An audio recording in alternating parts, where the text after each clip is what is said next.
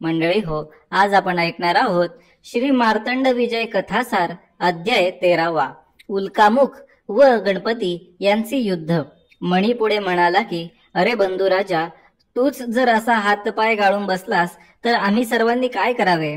तेव्हा धीर न सोडता जो तुझ्या दृष्टीने योग्य असेल असा दुसरा सेनापती निवड आणि पुन्हा युद्ध करून देवांचे समूळ पारिपत्य कर पाहू.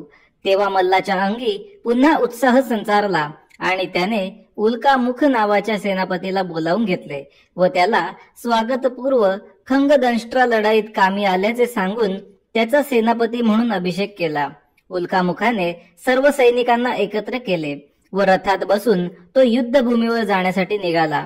20 लाख घोडेस्वार, 1 कोटी धनुष्यधारी व 50 लाख हत्ती तसेच अगणित पायदळ घेऊन तो रणवाद्यांच्या गजरात येऊन दाखल झाला. तेव्हा इंद्राला भीतीने मोठे कापरे भरले व तो धावत पळत महादेवांकडे गेला आणि उल्कामुख आल्याचे कळवले. त्यावर महादेव नुसते हसले व इंद्राला अभय देऊन गणपतीकडे पाहून युद्धासाठी जाण्याचं सांगितले. गणपतीने त्वरित सैन्य गोळा केले आणि भंडारा उधळीत तो रणभूमीवर जाऊन पोहोचला. तेव्हा उल्कामुख व गणपती या दोघांनी वीरश्रीयुक्त भाषणे केली. दैत्याने सर्व देवता, इंद्र व महादेवांची यथेच्छ निंदा केली. ती ऐकून गजानन चवताळले व त्यांनी एकदम युद्धास आरंभ केला. दैत्याने बाणांचा वर्षाव केला तेव्हा गणपतीने फक्त 10च बाणात त्यांचे निवारण केले. तेव्हा संतापाने उल्कामुखाने बाणांचा असा पाऊस पडला की गणपती ज्या रथामध्ये होते त्यांचा सारथी व घोडे जखमी होऊन कोसळले. दैत्यांच्या युद्ध कौशल्याने देवांच्या सैन्यात हाहाकार माजला व पळापळ चालू झाली. तेव्हा गणपतीने रागारागामध्ये असा जोराचा हल्ला केला की दैत्य सेना वाट दिसेल तिकडे पळत सुटली. गणपतीने 7 बाणांनी दैत्याला बेशुद्ध केले. उल्कामुख जेव्हा शुद्धीवर आला तेव्हा तो पाहतो तर त्याच्या सैन्याचा पत्ताच नव्हता व रणांगणावर तो एकटाच होता. मग त्याने उठून व अंतराळात उड्डाण घेऊन गणपतीच्या मस्तकावर प्रचंड अशा गदेचा प्रहार केला. ती गदा गणपतीने परशुने तोडली.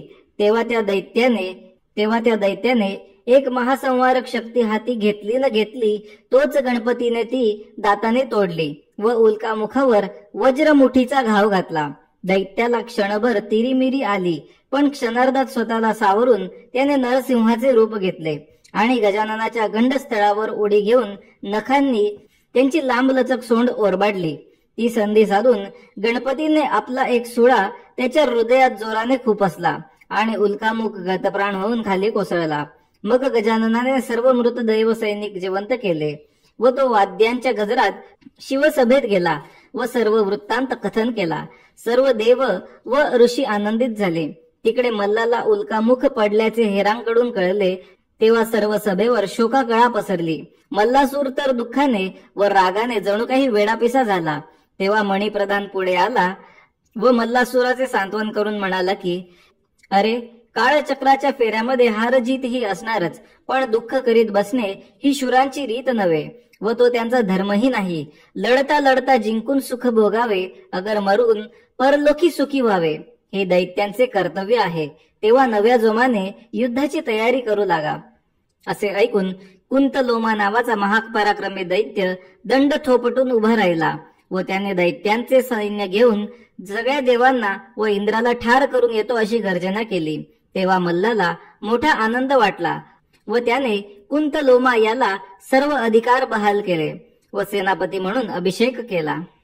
अध्याय 14वा, कुंतलोमा व जयनंदी यांचा संग्राम.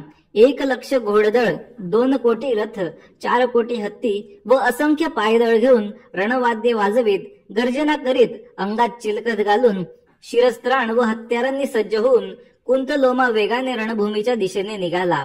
जेव्हा तो दाखल झाला तेव्हा गुप्तहेरांनी जाऊन ती खबर इंद्राला दिली.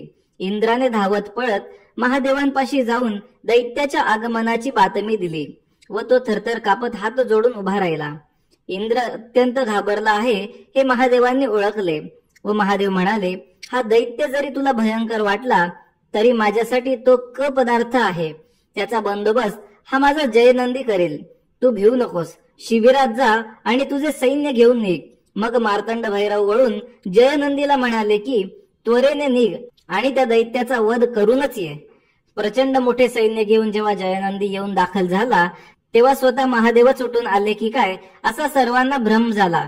कारण त्याची 5 मुखे असून 10 हातांमध्ये त्रिशूळासह डमरू, पिनाक, धनुष्य, खट्टांग, परशु, अंकुश वगैरे आयुधे होती. मस्तकावर जटा मुकुट असून चंद्रकोर होती.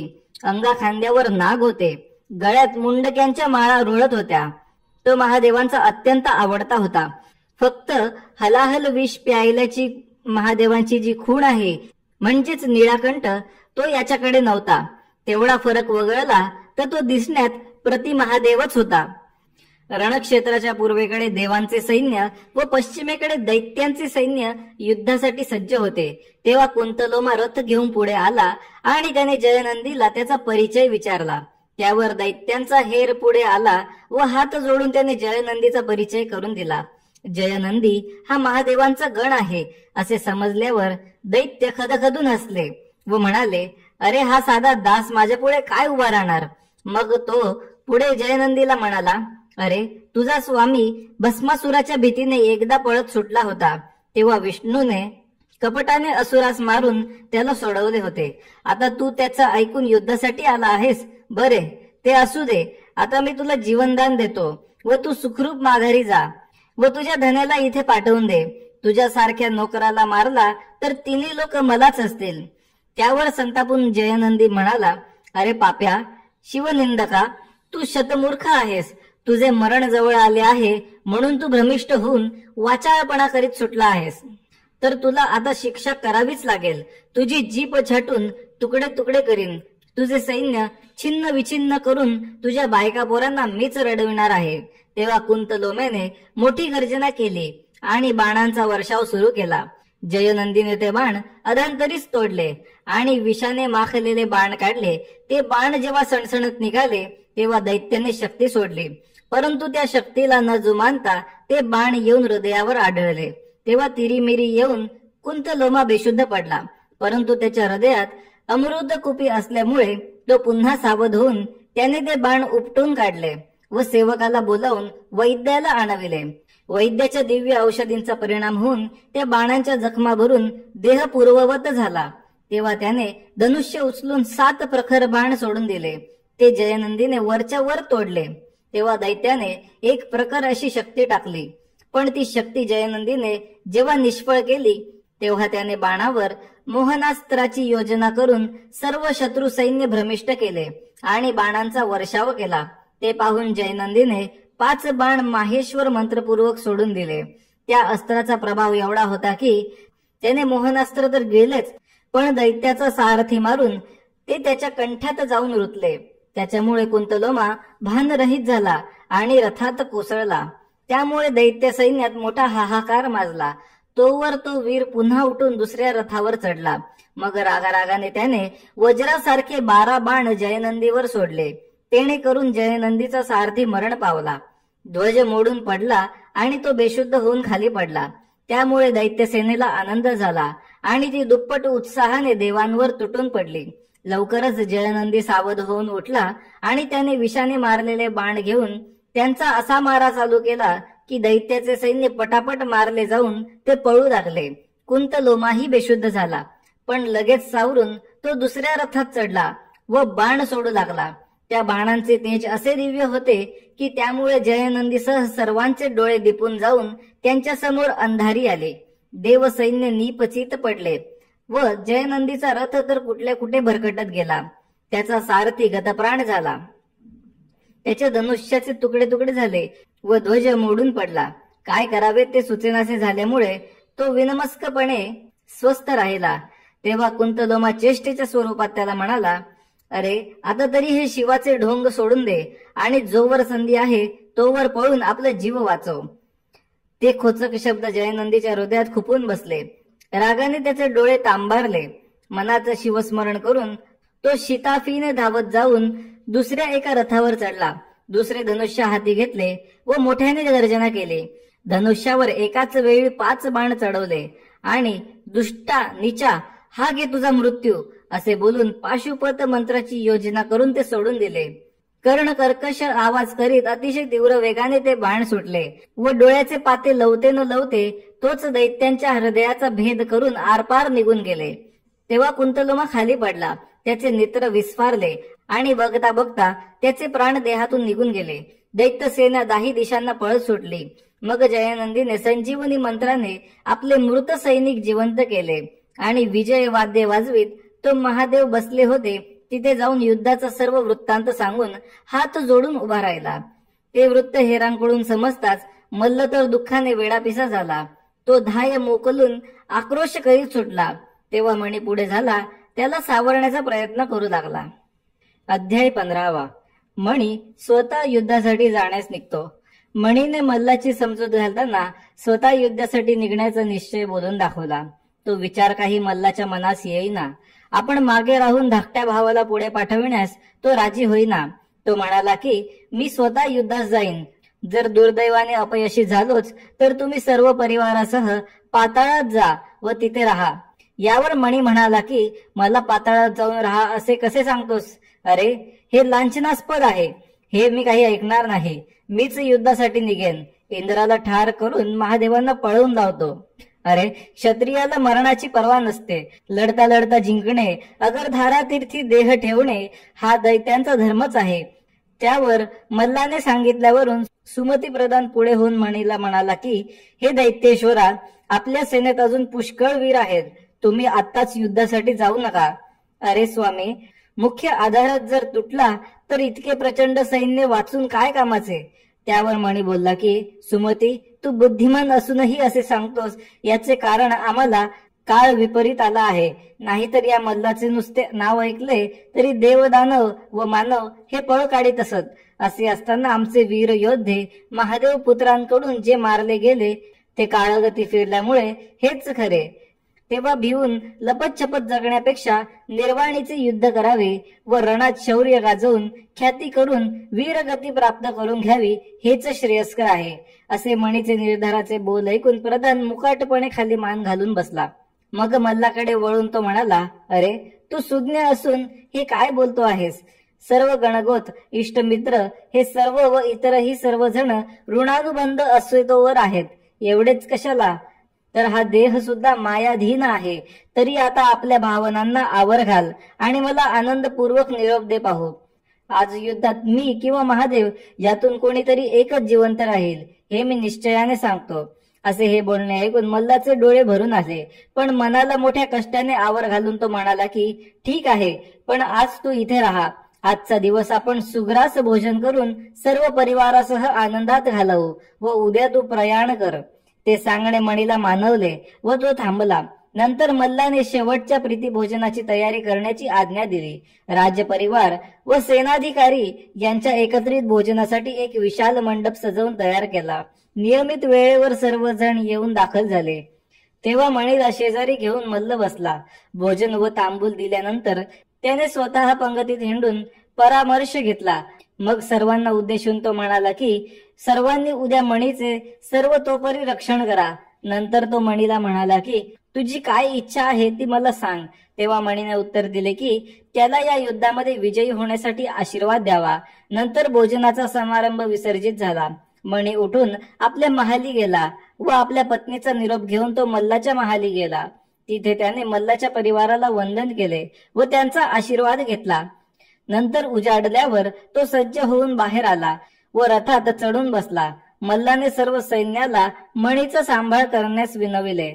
एवढे बोलल्यावर तो मागे फिरला व महालात जाऊन उदासवाणा होऊन शय्येवर पडून राहिला. तिकडे वाद्यांचा गजर करीत सैनिकांच्या गर्जना होत असताना मणीने रणभूमीकडे कूच केले. गडगडाट करीत रथ, घोडे, हत्ती धावत सुटले. तो विशाल सेना समुद्र देवांचा घास घेण्यासाठी जोराने उफाळला होता. मणी सर्व देवांच्या, इंद्राच्या व महादेवाच्या नावाने मोठमोठ्याने आरोळ्या ठोकीत व दंड ठोपतीत रथामध्ये उभा होता. ते प्रचंड दैत्य सैन्य पाहून इंद्र भीतीने पूर्ण गलित गात्र झाला. तो धावतच सुटला. महादेवांजवळ आला. त्याने हात जोडले व थरथर कापत मणीच्या आगमनाचं वृत्तांत कथन केला. तेव्हा महादेवांनी त्याला आश्वासन दिले की घाबरण्याचे काही कारण नाही. हा दैत्य चिंडटासारखा असून स्वतः महादेव त्याच्याशी युद्ध करून त्याला मारतील. तेव्हा महादेवाचा प्रियगण वीरभद्र उठला व हात जोडून म्हणाला की स्वामी, तुम्ही फक्त मला आज्ञा द्या, म्हणजे मी स्वतःच त्याच्याशी युद्ध करून त्याला मारतो. त्यावर हसून महादेव म्हणाले, पुत्रा वीरभद्रा, तू पराक्रमी आहेस हे सर्वजण जाणतात, तथापि याचा वध तुझ्या हातून होण्याचा योग नाही. विधीची योजना वेगळीच आहे.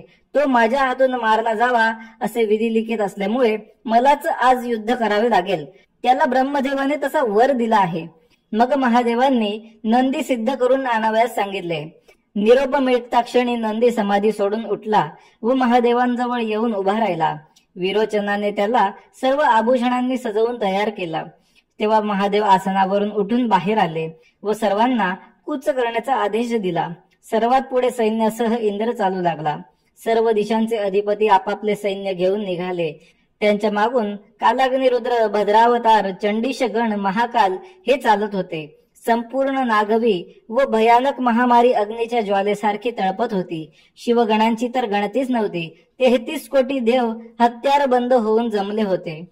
उग्र स्वभावाच्या मातृकांची सेना जोटिंग, वेताळ असे कितीतरी वीर शिवाभोवती होते. त्यातच विष्णू व ब्रह्मदेव आपल्या सेनेसह येऊन दाखल झाले. शिंगे, तुतार्या व रणभेरीसह वाद्यांच्या गजरात जेव्हा शिव युद्धक्षेत्री येऊन पोहोचले तेव्हा दैत्यांची अफाट महासागरासारखी पसरलेली सेना पाहताच त्यांना नवल वाटले. जेव्हा दोन्ही सैन्य समोरासमोर आली तेव्हा मणी रथातून उतरून पाय उतार झाला. मग तो पुढे आला व महादेवांना म्हणाला, अरे जोगड्या, तुझे व आमचे काही वैर नाही. आमचा शत्रू तर इंद्र आहे. असे असताना याचा पक्ष घेऊन आमच्याशी लढायला तू का म्हणून आणलास? हा इंद्र महामूर्ख आहे. आपण कोणाशी वैर करतो ते त्याला कळत नाही, पण तूही विचार न करता विनाकारण आमच्याशी वैर का उडवून घेत आहेस? हे लक्षण चांगले नाही. तरी तू आपली सेना घेऊन परत माघारी निघून जा. ही गोष्ट तुला मान्य नसेल तर मग आपण दोघे युद्ध करू व अंतिम निर्णय लावू. उगाच एवढे लोकांची हानी का करावे? असे बोलून त्याने दोन्ही सैन्यांना स्वस्थपणे गप्प बसून आपले व महादेवांचे द्वंद्व युद्ध पहा असे सांगितले. ते ऐकल्यावर वीरभद्र संतापाने बेभान झाला, पण त्याला महादेवांनी समजावून शांत केले. मग शंकर नंदीवरून खाली उतरले व मणीसमोर उभे राहिले. त्यांनी युद्ध सुरू करण्यास सांगितले. तेव्हा मणी म्हणाला की युद्धाचे आव्हान आधी तू दिले आहेस, तेव्हा प्रथम तू सुरुवात कर व मग माझे सुद्धा सामर्थ्य पहा. महादेवांनी एक प्रचंड लोखंडी साखळी भिरकावून दिली. तिचे मणीने ढालीवर झेलून निवारण केले. त्यावर पुन्हा महादेवांनी एक दिव्य बाण सोडला. तो 1000 पट होऊन येताना पाहताच मणीने तलवारीने तो तोडून टाकला. नंतर तो बोलला की अरे, आता तू माझे सुद्धा कौशल्य पाहाच. आणि त्याने अनेक बाण विजेच्या चपळाईने एका पाठोपाठ एक असे सोडून दिले. ते अग्नीसारखे झळझळीत बाण महादेवांनी हुम असा आवाज करताच भस्म झाले. लगेच महादेवांनी एक तेजस्वी तलवार फेकून दैत्याचा मुकुट खाली पाडला. तेव्हा रागाने मणी तलवार परजीत धावला, पण महादेवांनी एका चंद्रकोरी सारखे पाते असलेल्या तलवारीने त्याचे मुंडकेत छाटले. त्यावेळी तो दैत्य दिसेनासा झाला आणि एका शरभाचे रूप धरून महादेवांवर उडी घेऊन त्यांच्या बाहूचा चावा घेऊन माणसाचा लचकाच तोडला. महादेवांनी खंग मारले, ते सुद्धा क्षणार्धात त्याने गिळून टाकले. तेव्हा लगेच त्रिशूळ घेऊन महादेवांनी त्याला छिन्न भिन्न केले. मग तो दैत्य घोडा झाला व महादेवांच्या भोवताली फेऱ्या मारीत त्यांच्यावर डुगाण्या झाडू लागला आणि जोराजोराने खिंकाळत सुटला. तेव्हा चंद्रकोरी सारखा एक बाण सोडून मार्तंडाने त्याची मान मोडली. मग तो दैत्य विक्राळ असा हत्ती बनला व पुन्हा सोंड उगारून त्यांच्यावर धावला. तेव्हा हातातल्या कुऱ्हाडीने महादेवांनी त्याचे मस्तक छाटून टाकले. तेव्हा मणी पुन्हा मूळचे रूप घेऊन घोड्यावर बसला आणि ढाल तलवार घेऊन महादेवांभोवती गोल गोल फेऱ्या मारू लागला. त्याने संधी साधून महादेवांच्या भुजेवर घाव घातला व त्यामुळे त्याचे बाहू कवच तुटून छिन्न भिन्न झाले. दैत्याने पुन्हा तलवार उगारली. तेव्हा महादेवांनी अग्नी अस्त्र टाकले. त्यामुळे तो मणी 3 घटकांपर्यंत बेहोश होऊन पडला. मग तो सावध झाला व उठून हातात धनुष्य घेऊन त्याने मोठ्यांदा आरोळी ठोकली आणि पर्जन्यास्त्र सोडून दिले. त्यामुळे सर्वत्र पाणीच पाणी झाले व त्यातच सर्वांवर अंतराळातून मोठमोठ्या गारांचा वर्षाव होऊ लागला.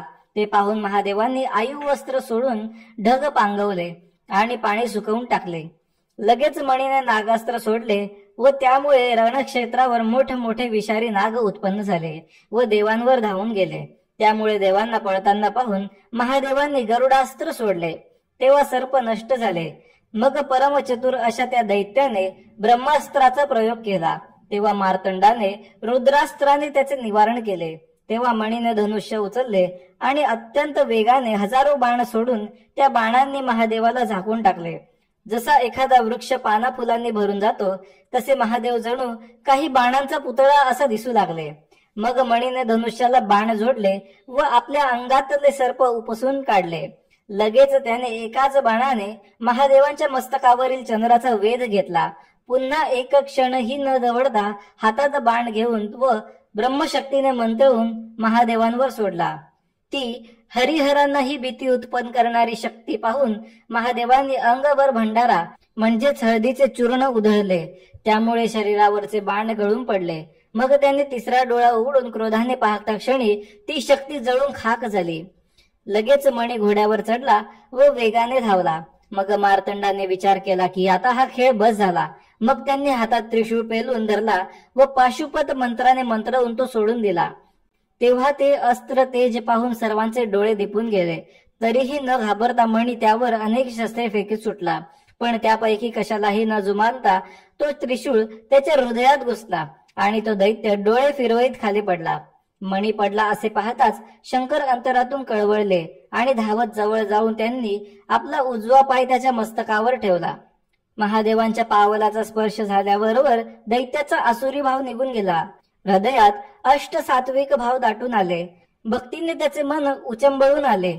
महादेवांनी पाय उचलू करताच मणीने तो घट्ट धरला आणि म्हणाला की अरे कृपाळुआ, माझा त्याग करून आता जाऊ नकोस. मला माझ्या अपराधाची क्षमा कर. मी तुझ्याशी वैर केले हा माझा दैत्य जन्माचा दोष होता, म्हणून मी इंद्राच्या जीवावर उठलो व ते वैर नैसर्गिक असल्यामुळे मला क्षमा कर. मणी पुढे म्हणाला, हे भूतादिपदे नीळकंठा, नागांच्या अलंकारांनी तू शोभून दिसत आहेस. 11 रुद्र तूच आहेस. भूतांचा संहार तूच करतोस. मग दैत्य वध करणे तुला सहज शक्य आहे. खरे तर तू मूळचाच निर्विकार आहेस, पण विश्व प्रपंच चालतो तो मात्र तुझ्याच सत्तेमुळे. तू निर्गुण, निरुपाधिक व शांत सत्य असूनही भक्तांकरिता सगुण रूप घेतोस. तेव्हा तुझ्या मस्तकावर मोत्यांचा तुरा असलेला रत्नजडित मुकुट असतो. कानात चमचमणारी कुंडले असून गळ्यात वासुकी सर्प आणि मुंडक्यांची माळ रुळते. मुकुटावर चंद्रकोर शोभून दिसते आणि वर भंडाऱ्याची उधळण असते. देव हात जोडून स्तुती गायन करीत असतात. हे जगतपते, उमावरा पशुपते, तुझे हेच रूप माझ्या हृदयात सतत ठसावे. तुझे नाम स्मरणात राहावे. हे चंद्रभूषणा, त्रितापहारका, त्रिलोचना, मदन दहना, दयासागरा, कैवल्यदायका, तुला मी नमन करतो. तू शाश्वत, दीन वत्सल, सप्तकोटी गणांनी वेष्टिलेल्या कृपाळा, तुला माझा नमस्कार असो. त्रिशूळामुळे प्राण कासावीस झाले असताना सुद्धा दैत्याचे प्रचंड मनोधैर्य व भक्ती पाहून उमावल्लभ संतुष्ट झाले. त्यांनी मणीच्या वेदना नष्ट केल्या. मणी आनंद होऊन म्हणाला, हे त्रिशूलधारी, त्रिगुण रूपा, परमहंसा, चिन्मात्र रूपा, सूक्ष्म भव्या, करुणाकरा, कल्याणदायका, भक्तानंद करा, तुला माझा नमस्कार असो. हे उमावल्लभा, वृषभ वाहना, पिनाक पाणी, भक्त रक्षका, मी पापबुद्धीमुळे तुझी निंदा केली. त्याचा कोप टाकून माझं अनाथावर दया कर. ती स्तुती ऐकून मार्तंड भैरव प्रसन्न झाले. मग ते दैत्याला म्हणाले की तुझा पराक्रम पाहून आणि भक्ती पाहून माझे मन संतुष्ट झाले आहे. तरी आता तुझी जी इच्छा असेल ती सांग, म्हणजे मी ती पूर्ण करेन. असे बोलणे ऐकल्यावर इंद्राच्या छातीत धडकी भरली. त्याला वाटले की जर का दैत्याने इंद्रपद मागितले तर हे भोळे महादेव तेही देऊन टाकतील आणि मग माझी गती काय होईल. ही आपली भीती त्याने तात्काळ सरस्वतीला सांगून दैत्याची बुद्धी फिरवण्यास सुचविले. तिने तसेच केले. तेव्हा मणी म्हणाला की देवा, मी सर्व सुखी यथेच्छ भोगली. त्या इंद्राला घरघड्याप्रमाणे राबवला, पराक्रम दाखवून तुला प्रसन्न केले. आणखी काय मागू. तरीही जर वर देणार असलास तर परोपकारासाठी म्हणून एवढेच दे की मी प्राण अंत समयी जी तुझी स्तुती केली आहे ती स्तुती जी कोणी पठण करतील त्यांना वरदान दे. अशा पाठकाला अमाप धनदौलत मिळवा. पतिव्रता, गुणसंपन्न आणि लावण्यवती स्त्री लाभावी. विद्वान पुत्र त्याचे घरी जन्मास यावा. दास दासी, इष्टमित्र, गणगोत विपुल असावेत. तो अजात शत्रू होऊन त्याला सर्वत्र विजय मिळावा. हे स्तोत्र मणिहरण स्तोत्र या नावाने प्रसिद्ध व्हावे आणि तुझ्या घोड्याजवळच मला स्थान दे. एवढे सांगता सांगता त्याचा अंतसमय नजीक येऊन ठेपला. त्याचा आवाज क्षीण होऊ लागला. दृष्टी थिजली. शंकर म्हणाले की तू जे मागितले आहेस तसेच होईल. मग महादेवांनी त्याच्या मस्तकी ठेवलेला पाय काढला. क्षणार्धात महादेवांकडे पाहत असतानाच दैत्य निष्प्राण झाला. देवांनी जय जयकार केला. ऋषींचा आनंद तर गगनात मावेना. वाद्यांच्या गजरात शिव स्वस्थानी पोहोचला. रणभूमीवर दैत्य सेनेत हाहाकार माजला. सर्व सैन्य पळून गेले. अंतपुरात मोठा आक्रोश उसळला. मल्लासूर तर मणीच्या निधनाचे वृत्त ऐकताच भान हरपून खाली कोसळला. थोड्या वेळाने तो सावध झाला व उठून बसला. मग त्याने सुबुद्धी प्रधान बोलावला. प्रधान येताच मल्लाने युद्धाची तयारी करण्यास सांगितले. प्रधानाने मल्लाला शांत केले. तो म्हणाला की हे दैत्येश्वरा, आपण आता निर्वाणीचे युद्ध करू आणि महादेवांना ठार करू. देवांच्या रक्ताने तर्पण करून आपले पित्तर तृप्त करू. मणी तर कीर्ती मिळून वीरगतीला प्राप्त झाला. अध्याय 16. विष्णू सामोपचारासाठी मल्लास भेटतात. मणीच्या निधनानंतर मल्लाने राजसभा भरवली व तो म्हणाला की दैत्य वीर हो, त्वरित संग्रामाची सिद्धता करा. मरणाची तमा न बाळगता उठा. तेव्हा प्रधान उठून उभा राहिला आणि बोलला की राजाने सर्व खजिना मुक्त केला आहे. ज्यांना जे हवे आहे ते घ्यावे आणि जीवावर उदार होऊन चलावे. सर्व देवांचा वध करून विजय मिळवा.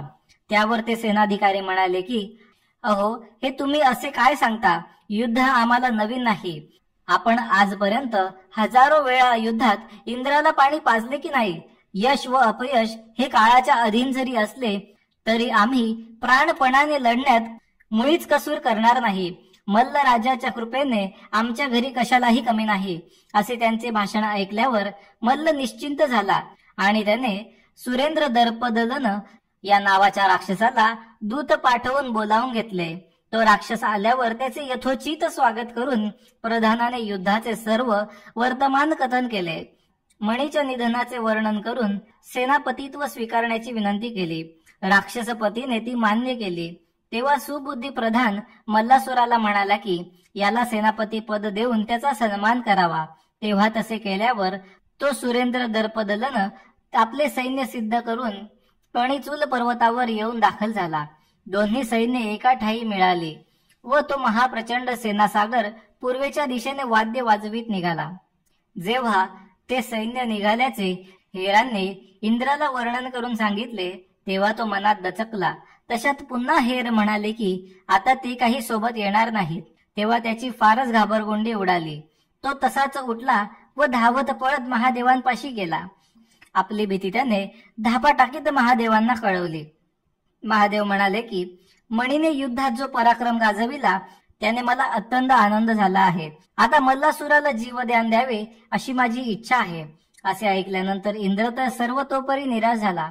तरीही धैर्य एकवटून तो ऋषींपाशी गेला आणि त्यांनी महादेवांना प्रसन्न करून मल्लाचा वध करवावा अशी त्यांना गळ घातली.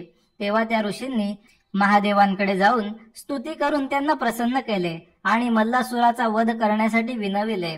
त्यावर महादेव म्हणाले की ठीक आहे, मी सामोपचाराचा प्रयत्न करतो. जर दैत्याने माझा प्रस्ताव मान्य केला तर ती उत्तमच गोष्ट आहे, नाहीतर मग युद्धाविना पर्याय नाही. असे ऋषींना सांगून मार्तंडांनी विष्णूंना बोलावून घेतले.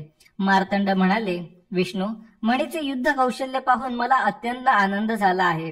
मल्लासूर हा त्याचाच भाऊ असल्यामुळे त्याला तरी वाचवावा अशी माझी इच्छा आहे. तेव्हा तुम्ही जाऊन मल्लासुराची भेट घ्या व त्याला माझी आज्ञा सांगा की त्याने दैत्य सेना व प्रजेला घेऊन रसातळात जाऊन राहावे. मृत्यूलोकी ऋषींना राहून सुखाने होम हवने करू द्यावेत. देवांनी स्वर्गलोकी राहून हवीरभाव भक्षण करावा व परस्परांचा उत्कर्ष साधावा. मल्लाने पाताळ लोकाचे राज्य सुखाने करावे. अशा तऱ्हेने गुण्या गोविंदाने सर्वांनी नांदावे.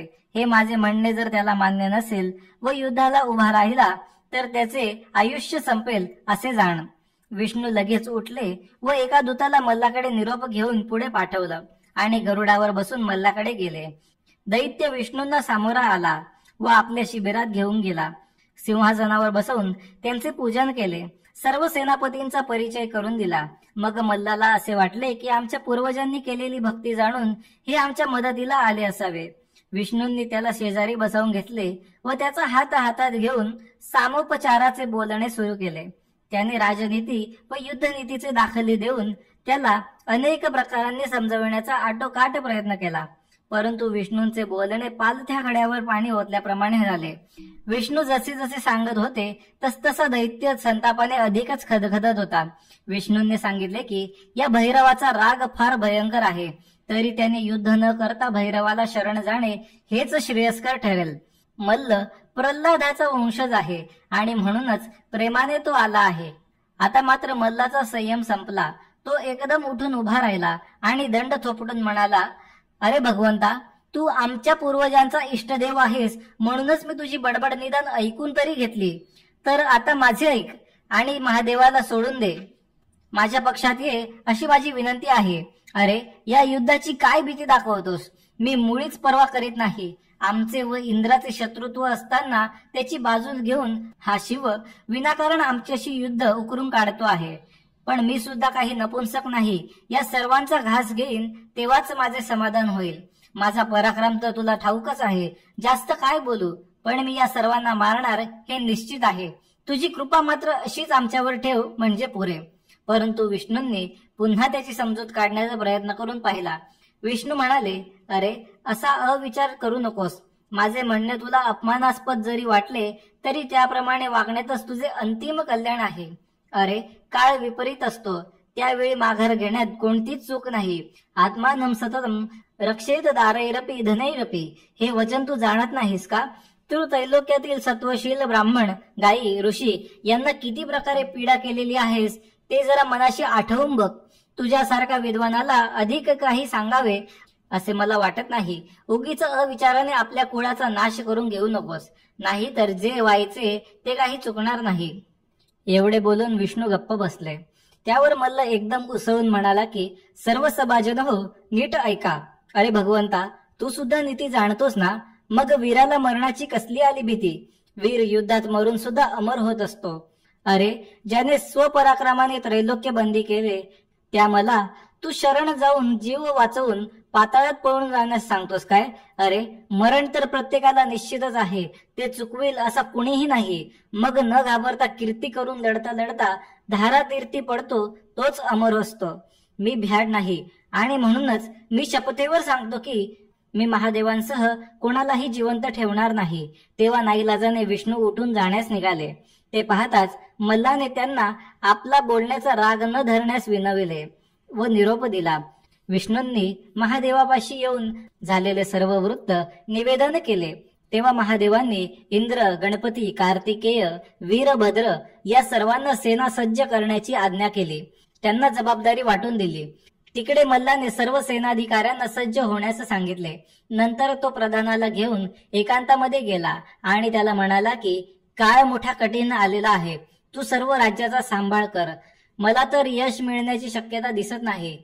तेव्हा जर माझे युद्धात बरे वाईट झाले तर या माझ्या राजपरिवाराला, स्त्रिया व मुलांसहित कुठेतरी सुरक्षित जागी नेऊन ठेव, कारण माझा विश्वास फक्त आणि फक्त तुझ्यावरच आहे.